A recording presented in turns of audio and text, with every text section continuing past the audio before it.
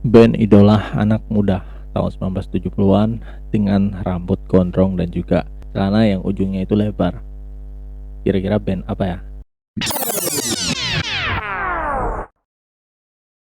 Yo, what's up? Welcome back to my channel Provokator BK. Nah, di sini gue mau nge-share lagi ya sejarah tentang band ya, perjalanan sebuah band legend, dan ini menurut gue wajib gue share karena ya lu penikmat musik harus tahu tentang sejarah-sejarah band Indonesia, dan juga kita bisa belajar dengan band-band legend itu seperti apa perjalanan mereka. Oke, agar kita selalu fight terus untuk berkarya dan sampai kesuksesan itu datang kepada kita. Oke, sebelum gue lanjut ya, buat lu ya bisa bantu subscribe channel Provokator BK ini agar gue semangat terus untuk berbagi sebuah informasi tentang band-band ataupun musisi ataupun cerita-cerita menarik tentang seputaran berkarya. Oke, bantu channel gue subscribe sekarang juga, dan jangan lupa lo tekan lonceng tombol notifikasinya agar setiap gue upload video terbaru lu bisa mendapatkan info atau notifikasinya langsung ya. Oke, nama band ini adalah The Mercy. Mereka ini adalah sekelompok anak muda yang mempunyai satu niat untuk membentuk sebuah band pesta ataupun band pensi ya.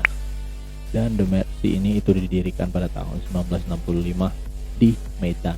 Anggotanya pada saat itu adalah Erwin Harahap, Rinto Harahap, Rizal Arsyad, atau ini mantan suaminya Iis Sugianto ya, dan juga Reynold Pangebean, mantan suaminya Camelia Malik, dan Iskandar alias Bone, itu panggilan akrabnya Bone.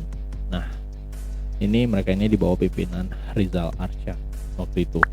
Nah, grup ini selalu mengikuti tren perkembangan musik mancanegara ya, sehingga mereka sering mengacu pada band The Beatles, The Bee Gees, The Hollies, CCR maupun The Monkees.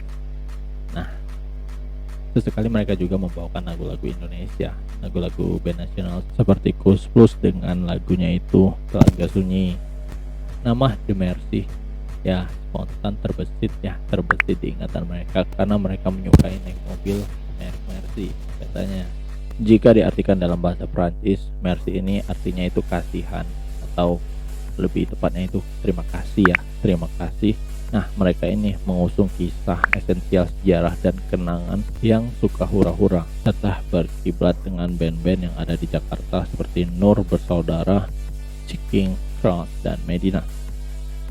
Nah, di sini menariknya adalah sebelum setahun mereka membentuk sebuah band, mereka sudah mendapatkan tawaran untuk show di Malaysia. Nah, ketika ada undangan untuk show di Penang, Malaysia pada 1970, Iskandar memutuskan untuk tidak ikut. Ia memilih mengundurkan diri karena kuliahnya di Fakultas Kedokteran tidak mengizinkannya untuk meninggalkan bangku kuliah. Ya, saat ini dia sudah menjadi dokter ahli bedah ya, bedah syaraf. Nah, posisinya lalu digantikan oleh Charles Hutagalung. Charles Hutagalung yang saat itu telah keluar dari band sebelumnya yaitu Bayangkara Nada.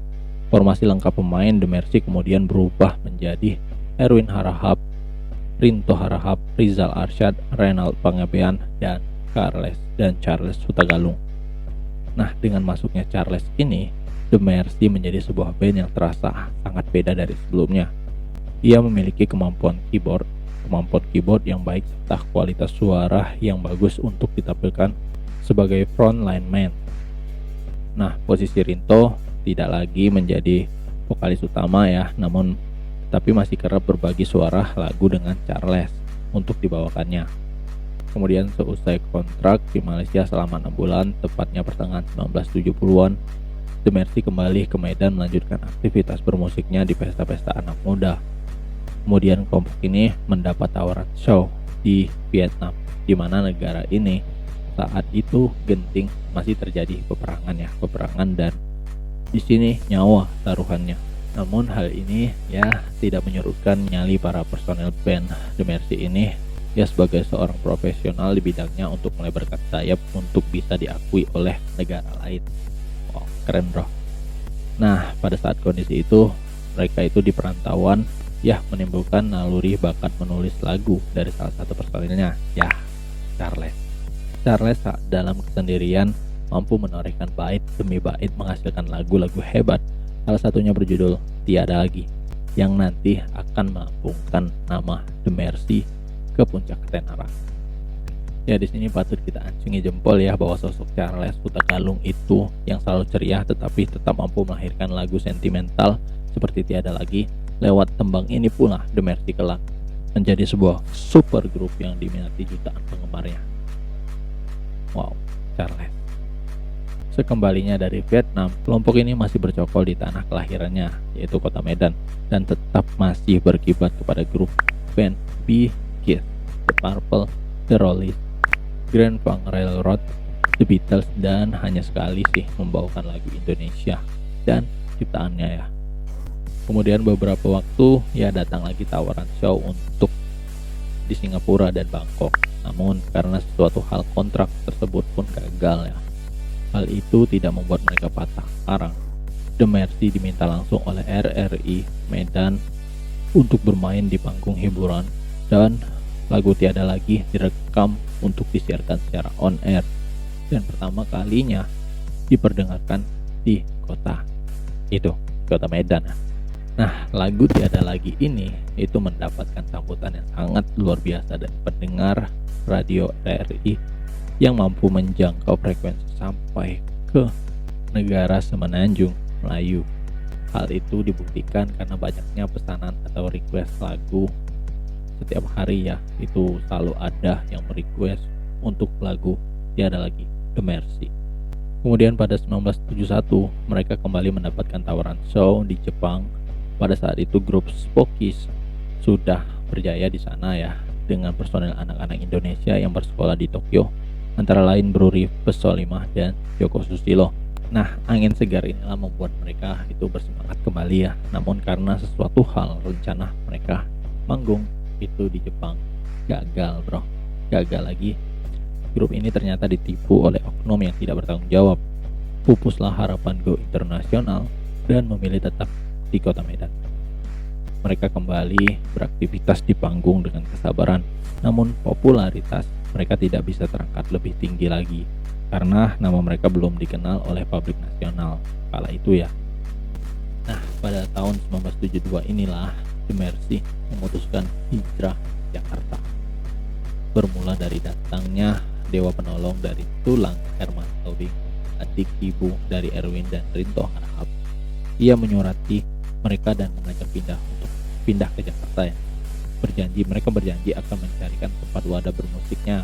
Pada awalnya mereka itu di ibu kota, mereka masih tampil di beberapa klub malam, membawakan lagu-lagu mereka, lagu-lagu ciptaan mereka sendiri.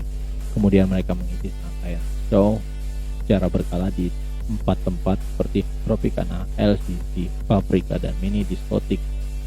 Kesempatan baik itu dimanfaatkan oleh The Mercy, sangat dimanfaatkan oleh The Mercy dengan memperkenalkan lagu ciptaan mereka sendiri seperti Untukmu, Hidup Sunyi, Love, dan lain-lain ya. Nah, di tempat terakhir inilah The Mercy berhasil menembus dominasi band-band kota-kota besar seperti Jakarta dan Bandung. Mereka yang datang dari sebuah band lokal asal Medan menjadi band nasional sejajar dengan The Rollies, Gypsy, dan The Pros ya. Setelah di Jakarta ini, pasang surut yang melanda belantika musik Indonesia juga dirasakan oleh The Mercy hingga periode kesempatan memasuki dunia rekam. Nah, pada saat itu Rizal Arsyad kemudian memutuskan untuk memundurkan diri dari band karena hendak meneruskan sekolahnya di Jerman. Kepemimpinan The Mercy pada saat itu pun beralih ke Erwin Harahap. Mereka lalu membuat sebuah keputusan untuk mengubah pola musiknya dengan menambah personel baru dan instrumen musik baru. Albert Sumlang, abang kandung dari penyanyi jazz wanita Poni Sumlang, seorang peniup saksofon handal yang berdarah Minahasa, kemudian diajak bergabung. Keputusan ini itu sangat tepat dipilih ya, karena dengan tiupan saksofon mautnya di kemudian hari banyak memberi warna dalam musik The Mercy. Dalam album tersebut terdapat lagu-lagu Tiada Lagi ya, Tiada Lagi karya dari Charles, Hidupku Sunyi ya karya Charles, Baju Baru, Untukmu, love di pantai, bebaskanlah untukku, woman, ku rela di kau kasih, kisah seorang pramuria. Album perdana ini itu di luar dugaan meledak dan langsung mengangkat nama The Mercy dengan andalan lagunya yaitu ya Tiada Lagi ya di Belantika Musik Indonesia. Lagu Tiada Lagi tersebut menjadi hits di mana-mana. Band lokal ini mampu menggoyang rekor penjualan piringan hitam maupun kaset band seniornya yaitu Kus Plus dan Fanbirds. Bahkan menempatkan 5 single dari debut album ini itu merajai tangga-tangga lagu di radio-radio swasta di Jakarta dan seluruh Indonesia ya. Untuk kedikdayaan luar biasa ini, Puspen Abri dan perusahaan rekaman Remako dan Purnama mengganjarnya sebagai band kesayangan periode 1972 dan sampai 1973 dan meraih Golden Record dan piringan emas atas penjualan lebih dari 1 juta keping. Nah, dalam waktu singkat mereka menggelar show pertamanya sebagai senjata ampuh di Taman Ria, Jakarta Monas pada 31 Desember 1972. 4 band besar band nasional, Kus Plus, Fanbirds, Favorite, dan The Mercy menggelar konser di Gedung Istora Senayan, Jakarta. Nah, saat itu ribuan penonton memadati tempat pertunjukan tersebut, bahkan melebihi dari kapasitas tempat pertunjukan. Ya, kepopuleran The Mercy juga mampu menembus kota-kota besar sejajar dengan band-band nasional pada saat itu. Band ini juga sempat menjadi idola anak muda pada tahun 1970-an dengan rambut gondrong, celana lebar di ujungnya ya, dan baju berwarna jreng dan berdasi lebar. Kemudian dalam perjalanannya, kepiawaian trio Charles, Rinto, dan Harahap sudah menunjukkan kemampuannya dalam menggunakan lirik pada lagu-lagunya seperti Untukmu, Hidupku Sunyi, Love, dan Kisah Seorang Pramuria. Nah, di sini pamor The Mercy semakin terangkat dengan kehebatan duo sang legenda Charles Hutagalung dan Rinto Harahap. Aksi mereka ini itu selalu mencuri perhatian penikmat musik Indonesia dengan liriknya yang bercerita tentang cinta ya. Cinta, mereka berdua sangat kuat perannya di dalam The Mercy, baik dalam menciptakan lagu dan juga bernyanyi ya. Oke, pada masa jayanya nama The Mercy pernah masuk dalam The Big Five bersama Kus Plus, Fanbirds, The Lion, dan Favorite Group.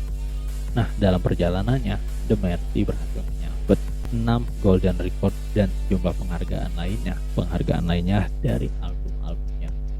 Grup The Mercy sempat bertahan selama 2 dekade dan sampai saat ini menjadi salah satu grup legendaris Indonesia karena lagu-lagunya masih disukai dan dinikmati sampai sekarang. Tercatat The Mercy ini 3 kali menjadi grup band kesayangan dan beberapa kali meraih Golden Record atas albumnya yang rata-rata terjual di atas 1 juta kopi dari perusahaan rekaman Remako. Wow, perjalanannya keren ya. Dan sebelum mereka menjadi hits di Indonesia atau terkenal di Indonesia, mereka ini sudah bermain di, belum setahun itu sudah main di Malaysia, main di Vietnam, dipanggil Singapura namun nggak jadi ya, di Jepang, dan wow keren pasti The Mercy bro. Band idola anak muda tahun 1970-an dengan gaya rambut gondrong dan juga celana yang ujungnya lebar. Oke, seperti itulah perjalanan singkat yang sudah gue rangkum atau gue tulis ya tentang The Mercy, dan ya banyak pelajaran juga ya dari band ini, dari perjalanannya dan keberangkatan mereka ke Jakarta. Hijrah ke Jakarta itu sebuah keputusan yang tepat sehingga mereka menjadi salah satu band legendaris yang sampai saat ini masih dikenang dan lagu-lagunya masih banyak disukai. Oke, mungkin video gue sampai di sini. Semoga ini bisa menambah wawasan ataupun bermanfaat bagi kalian semua. Dan sebelum itu, yang nonton sampai habis ya jangan lupa bantu subscribe ya, dan juga lu bisa rekomendasi kita untuk video selanjutnya gue ngebahas tentang band apa atau musisi apa. Oke, demikian. Salam provokator berani berkarya. See you on the next video. Bye bye. Ciao.